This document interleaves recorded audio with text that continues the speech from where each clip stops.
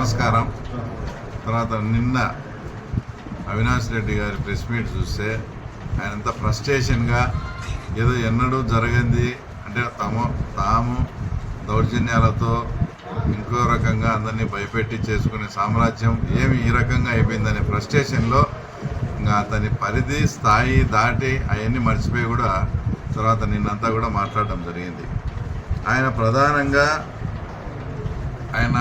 ప్రధానంగా ఆరోపణ చేసింది ఏంటంటే విఆర్ఓలందరినీ కూడా ఎంఆర్ఓ ఆఫీసుల్లో వచ్చి నిర్బంధించి ఎలక్షన్ జరుపుకున్నారని.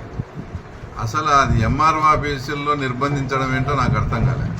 ఎక్కడన్నా కానీ ఎంఆర్ఓ ఆఫీసుల్లో ఉండే విఆర్ఓలను కానీ నిర్బంధించినామంటే మా ప్రైవేట్ ప్లేసులకు తీసుకుపోయి వాళ్ళని ఒక చోట కూర్చోబెట్టి మీకు అందుబాటులో లేకుండా చేయడం అనే దాన్ని నిర్బంధించడం అంటారు.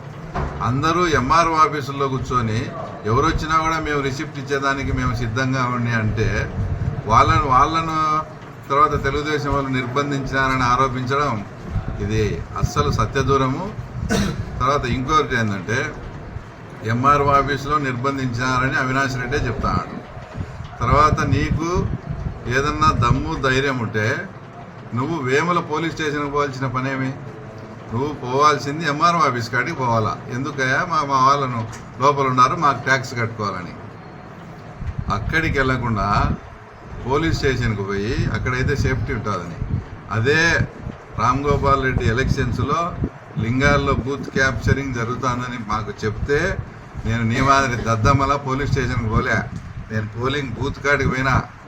అక్కడ నా మీద దాడి జరిగిండొచ్చు, నాకు అవమానం జరిగిండొచ్చు, అది వేరే విషయం. మా వాళ్ళు ఆడ ఇబ్బంది పడతారంటే నేను పోలింగ్ బూత్ దగ్గర పోయినా. తర్వాత నీ మాదిరి దద్దమ్మల పోలీస్ స్టేషన్కి పోలే. అట్లా పోలీస్ స్టేషన్కి ఎంఆర్ఓ ఆఫీస్కి పోకుండా పోలీస్ స్టేషన్కు పోయినా నువ్వు దద్దమ్మవు. ఆ విషయం తర్వాత నువ్వు గుర్తుపెట్టుకోవాలా. ఒక చిన్న సంఘటన ఎక్కడన్నా జరిగిందా? ఎవడన్నా వైఎస్ఆర్సీపీ వాడు వచ్చి మేము ట్యాక్స్ కట్టాలని కానీ మేము నామినేషన్ వేస్తానని కూడా వచ్చే దిక్కు కూడా లేదు. చిన్న అవాంఛనీయ సంఘటన కూడా జరగకుండా ఇదంతా స్మూత్గా అయిపోతే దాన్ని తట్టుకోలేక దీని ప్రభావం అంటే పులివెందుల్లోనే పోటీ పెట్టుకోలేనప్పుడు రాష్ట్ర వ్యాప్తంగా మేమెట్లా పోటీ పెడతామని మీరు జగన్ రెడ్డి మాట్లాడుకొని టోటల్గా బాయ్కాట్ చేసిన సందర్భం. కాబట్టి మీ చేతగానితనంతో మీ ఇద్దరు దద్దమ్మలు.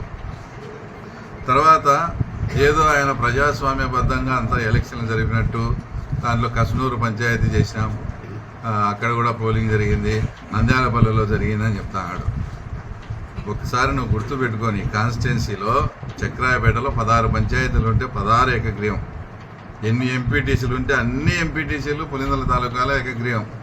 ఎన్ని జెడ్పీటీసీలు ఉంటే అన్ని జెడ్పీటీసీలు ఏకగ్రీవం. పులివెందుల మున్సిపాలిటీలో 33 వార్డులు ఉంటే 33 వార్డులు ఏకగ్రీవం. అంటే ఇంత ప్రజాస్వామ్యం అంతగా వెళ్ళు విరిసిందే. అంటే ఎవరు మాకు పోటీ చేసేదానికి లేరా? మీ ఇష్టం వచ్చినట్టు భయపెట్టి ఆ తర్వాత ఇన్ని చేసి మళ్ళీ మేము ప్రజాస్వామ్యబద్ధంగానే మా ఊరు ఎగ్జాంపుల్ చెప్తావా? మా ఊర్లో కూడా మీరు ప్రయత్నం చేసింటారు, కానీ లోకల్గా ఉండే మా ఊరోళ్ళు మీరు ఈ రాజకీయాల కోసం మీరు చేయమన్నట్టు చేస్తే ఆల్రెడీ ఫ్యాక్షన్ ఊర్లు మాకు సమస్యలు ఉంటాయని మా ఊరోళ్ళు ఒప్పుకోక మాకు ఓన్లీ సింహాద్రిపురం మండలంలో ఒక 4-5 పంచాయతీలు, వేముల మండలంలో దుగ్గనగారిపల్లె, పెజ్జుటూరు, అవి లాస్ట్కు మబ్బుచిత్రపల్లె శ్రీనాథ్ పోటీ చేసి గెలిస్తే తర్వాత వైఎస్ఆర్ కండువా వేసినంత వరకు కూడా అతన్ని అనౌన్స్ చేయలే మీరు.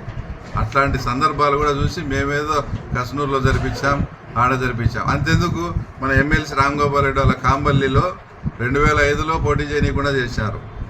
తర్వాత నిన్న కూడా పోటీ చేయనీయకుండా చేశారు. అంటే అన్ని పంచాయతీలతో పాటు కాంబల్లి కూడా పోటీ చేయలే. మరి ఆ ఊర్లో ప్రతిసారి తెలుగుదేశం మెజార్టీ వచ్చింది కదా, అక్కడ మా కెపాసిటీ లేదా? మరి అక్కడ కూడా ఎందుకు పోటీ చేయలే? ఇలాంటి ఉదాహరణలు కోకొల్లలు ఏదన్నా ముందు మాట్లాడేటప్పుడు తర్వాత ముందు వెనక చూసుకొని మాట్లాడాలని కూడా తర్వాత చెప్తూ, మూడో విషయం మాట్లాడితే మేమేదో వాళ్ళకి అవకాశం ఇవ్వకుండా చేసి మీరు మాకు ప్రజాస్వామ్యాన్ని కాలరాసిన దద్దమ్మలని మాట్లాడుతున్నారు. ఇదే ఊర్లో గతంలో సతీష్ రెడ్డి గారు ఇన్ఛార్జిగా ఉన్నారు. 2005 మున్సిపాలిటీ ఎలక్షన్స్ పులివెందుల్లో జరిగినాయి. అర్ధరాత్రి 9:30-10 ఎప్పుడు మీరు ఒక 300 మంది పైశాచికంగా దాడులు చేస్తా అంటే అప్పట్లో ఆయన కార్యకర్తలను కాపాడుకునే దానికి పోలీస్ స్టేషన్కి పోతే చంద్రబాబు నాయుడు గారి ఆదేశాల ప్రకారం చొక్కా ఇప్పి కూర్చొని ధర్నా చేసినాడు తెల్లవారుదులు స్టేషన్ దగ్గర. ఇప్పుడు ఇదే అవినాష్ రెడ్డి, సతీష్ రెడ్డి ఇప్పుడు మీ పార్టీలో ఉన్నాడు, ఆయన అడగండి ఏమన్నా నీకు ఆ రోజు ఏమి ఇబ్బంది జరిగి ఎవరన్నా దౌర్జన్యం చేసినారా, ఎందుకు ఆ రోజు బట్టలు ఇప్పుకొని స్టేషన్ కాడ ధర్నా చేసినామని అడగండి. సతీష్ రెడ్డి మీరు ఆ రోజు దౌర్జన్యం చేసినారంటే మీరు చేతగాని దద్దమ్మలు, ఆయన అట్లా చేయకపోతే ఆయన దద్దమ్మ అవుతాడు. ఆ రోజు వాస్తవం జరిగింది కాబట్టి ఈరోజు మమ్మల్ని చెప్తానే నువ్వు ఆ రోజు ఎందుకు 2005లో ఆ రకంగా దౌర్జన్యం చేసి సతీష్ రెడ్డి బట్టలు ఇప్పుకొని కూర్చున్నట్టుగా చేసినావు అంటే మీకు ఆ రోజు పోటీ తెలుగుదేశం ఉంటే మీరు ఓడిపోతారని. కాబట్టి అట్లా చేసిన మీరు దద్దమ్మలు. సెకండ్ ఇన్సిడెంట్ వేలుపుల ఘటన, ఆ రోజు కూడా సింగిల్ విండో సొసైటీ ఎలక్షన్స్ కోసమే జరిగింది. మీరు మళ్ళీ ఈరోజు సతీష్ రెడ్డిని అడగండి, ఏమన్నా మీరు ఇంత సోఫిస్టికేటెడ్ పర్సన్ కదా, మీ మీద మర్డర్ కేసు ఎలా వచ్చింది, ఏం జరిగిందని సతీష్ రెడ్డిని అడుగు. ఆ రోజు సొసైటీ ఎలక్షన్ల కోసమే మీరు దౌర్జన్యం చేసింది ఈ రకంగా జరిగిందని సతీష్ రెడ్డి చెప్తే అప్పుడు మీరు దద్దమ్మరు. సతీష్ రెడ్డి చెప్పకుండా నా అంతకు నేనే కాల్చుకునే అని చెప్తే అతను దద్దమ్మ అవుతాడు.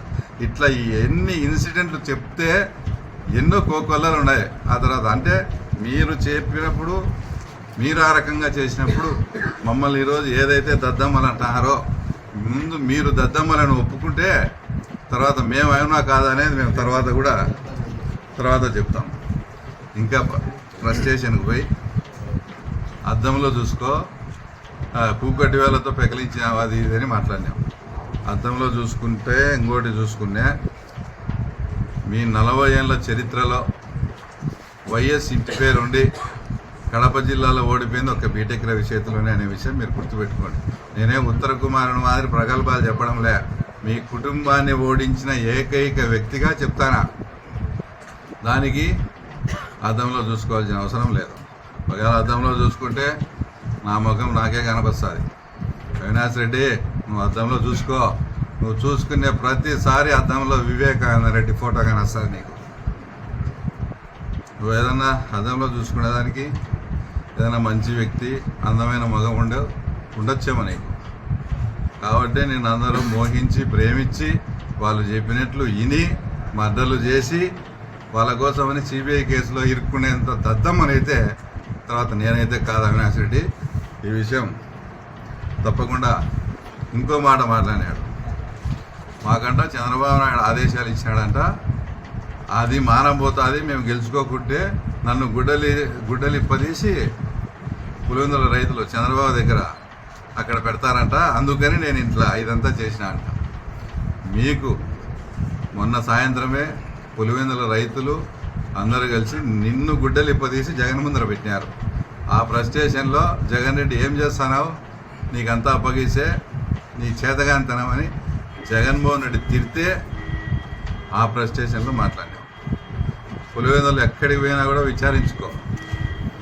నిన్ను ఎటువంటి పరిస్థితుల్లో అందరికి ఇంకా అంతో ఇంతో వైఎస్ఆర్సీపీ అభిమానులు, రాజశేఖర రెడ్డి అభిమానులు కూడా ఈ అవినాష్ రెడ్డి వల్లనే జగన్మోహన్ రెడ్డికి కుటుంబం దూరమైంది, తర్వాత తల్లి చెల్లి కూడా దూరమైంది. ఈ అవినాష్ రెడ్డిని ఒక్కసారి దద్దమ్మని చేయకుంటే ఇది ఖచ్చితంగా దద్దమ్మని చేయాలా, చేసి అప్పటికన్నా జగన్ రెడ్డికి తెలివి వచ్చి ఈ అవినాష్ రెడ్డిని పక్కన పెడితే నిజమైన రాజశేఖర రెడ్డి అభిమానులు కూడా న్యాయం జరుగుతుందనే ఉద్దేశంతో నువ్వు ఎన్ని ఫోన్లు కొట్టుకున్నా ఎన్ని చేసుకున్నా నీ వాళ్ళు ఎవరు కూడా నీకు సహకరించక నువ్వు దద్దమైనావు. ఇంత జరిగినా కూడా ఇంకా నీకు అర్థం కాలేదా? మా పార్టీ కార్యకర్తలు, మా నాయకులు, మేము కలిసి నిన్ను దద్దమ్మని చేసేసాము. నువ్వేం పెద్దగా ఇంకా నీకు అది అర్థం కాలేదంటే తర్వాత మేమేం చేయలేం. లాస్ట్లో చివరగా ఏదో రైతులు అక్కడికి ఎలక్షన్కి వచ్చింటే మేము అన్నీ గెలిచింది విని గెలిచిందన్నమాట. నిజంగా చెప్తానా, 5 ఏళ్లలో మంది హార్టికల్చర్ బెల్ట్ మీకు నిజంగా రైతుల పట్ల ఏదంటే 5 సంవత్సరాలు డ్రిప్ మెటీరియల్ లేకుండా గోడాడిచ్చినారు. ఇన్సూరెన్స్ ఈరోజు ప్రతి రైతు బ్యాంకుకు పోయి కట్టుకుంటానా లేదా? జగన్మోహన్ రెడ్డి నేనే ఇన్సూరెన్స్ కంపెనీ సృష్టించి ఫ్రీ అని చెప్పి ఎప్పుడు ఎవరికి ఇన్సూరెన్స్ వస్తుందో రాకుండా చేసిన రైతులు మీ పట్ల కృతజ్ఞతగా ఉంటారని అనుకోవడం 100% తప్పు. గిట్టుబాటు ధర కల్పిస్తాం, తర్వాత ధరల స్థిరీకరణకు 3,000 కోట్లు ఇస్తామనే మనం అమ్మిన శనిగలకు ఆ తర్వాత డబ్బులు ఇచ్చేదానికి కూడా మీకు దిక్కు లేదు.